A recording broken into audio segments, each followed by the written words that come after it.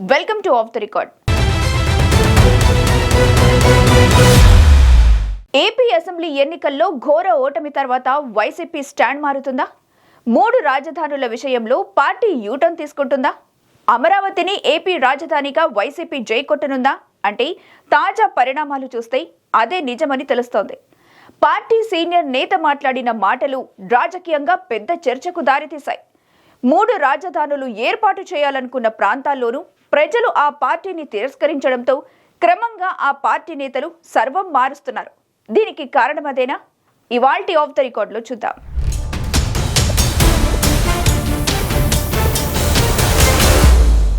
గత వైఎస్ఆర్ కాంగ్రెస్ ప్రభుత్వం తీసుకున్న నిర్ణయాల్లో అతి కీలకమైంది 3 రాజధానులు.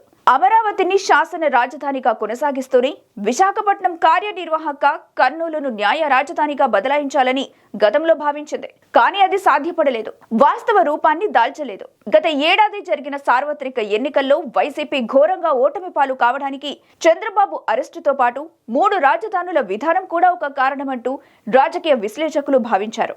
రాజధానులు చేయాలనుకున్న జిల్లాల్లో ఒక్క కర్నూలు మినహా మరెక్కడా కనీసం ఎమ్మెల్యే సీట్ల విషయంలో ఖాతా కూడా తెరవలేకపోయింది వైసీపీ. పార్టీ సీనియర్లు సైతం ఘోర పరాజయాన్ని చవిచూశారు. ఈ ఓటమి నేపథ్యంలో 3 రాజధానుల విధానాన్ని వైసీపీ పునఃసమీక్షించుకోవడం ఖాయంగా కనిపిస్తుంది. 2019-24 మధ్య అధికారంలో ఉన్న వైసీపీ 3 రాజధానుల అంశం తెరపైకి తీసుకొచ్చింది.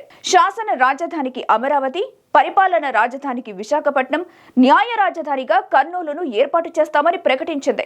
అధికారంలో ఉన్న 5 ఏళ్లు వైసీపీ 3 రాజధానుల విషయాన్నే ప్రస్తావించింది. రాజధాని అమరావతిని దెబ్బతీసేందుకు వైసీపీ ఈ నిర్ణయం తీసుకుందని అప్పట్లో టీడీపీ ఆరోపణలు చేసింది. 3 రాజధానులకు వ్యతిరేకంగా అమరావతి రైతులు ఏళ్లపాటు ధర్నాలు, నిరసనలు, యాత్రలు చేశారు.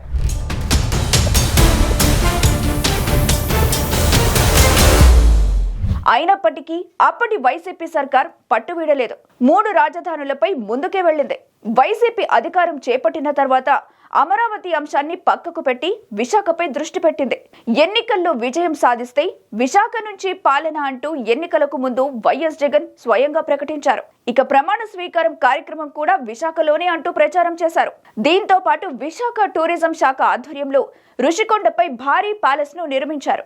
ఇది సీఎం క్యాంప్ ఆఫీస్ గా ప్రచారం జరిగింది. అమరావతి నిర్మాణానికి లక్షల కోట్లు కావాలని, ఇప్పటికే అభివృద్ధి చెందిన విశాఖ రాజధానికి అనుకూలమని వైసీపీ అధినేతతో పాటు పార్టీ నేతలంతా ప్రస్తావించారు. అయితే 2024 అసెంబ్లీ ఎన్నికల ఫలితాలతో అన్నీ మారిపోయాయి.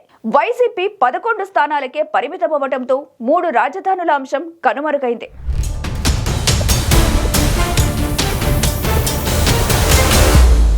తాజాగా 3 రాజధానులపై వైసీపీ ఎమ్మెల్సీ బొత్స సత్యనారాయణ వ్యాఖ్యలు సంచలనమవుతున్నాయి. 3 రాజధానులపై ప్రస్తుతం వారి వైఖరేంటో పార్టీలో చర్చించి చెబుతామని శాసన మండలిలో బొత్స సత్యనారాయణ అన్నారు.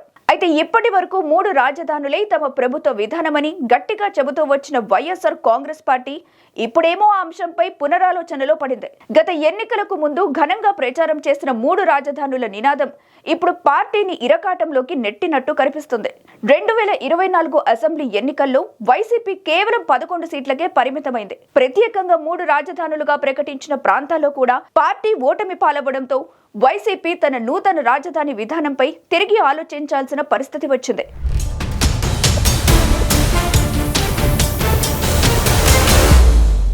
ఇప్పటి వరకు 3 రాజధానులే తమ ప్రభుత్వ ధ్యేయమని చెబుతూ వచ్చిన ఆ పార్టీ నేతలు ఇప్పుడు తమ వైఖరిని మార్చుకుంటున్న సంకేతాలు ఇస్తున్నారు. గత ఎన్నికల్లో వైసీపీ దారుణంగా ఓడిపోయింది. కూటమి ఘన విజయం సాధించింది. దీంతో వైసీపీ 3 రాజధానుల అంశాన్ని ప్రజలు వ్యతిరేకించినట్టయింది. పైగా అమరావతిని పూర్తి చేయాలనే ఉద్దేశంతో కూటమి ప్రభుత్వం తీవ్రంగా ప్రయత్నిస్తుంది. జగన్ హయాంలో పూర్తిగా నిరాదరణకు గురైన అమరావతిని క్లీన్ చేసి పనులు ప్రారంభించింది. 2 ఏళ్లలో పూర్తి చేయాలనేది చంద్రబాబు సంకల్పం. అదే జరిగితే అమరావతిని మార్చడం ఇక అసాధ్యమే. ఓటమితో కంగుతిన్న వైసీపీ ఇప్పుడు 3 రాజధానుల విషయంలో జాగ్రత్త వహించాలనే నిర్ణయానికి వచ్చేసినట్టుగా తెలుస్తోంది. మరి దీనిపై వైసీపీ ఎలాంటి నిర్ణయం తీసుకుంటుందో చూడాలి.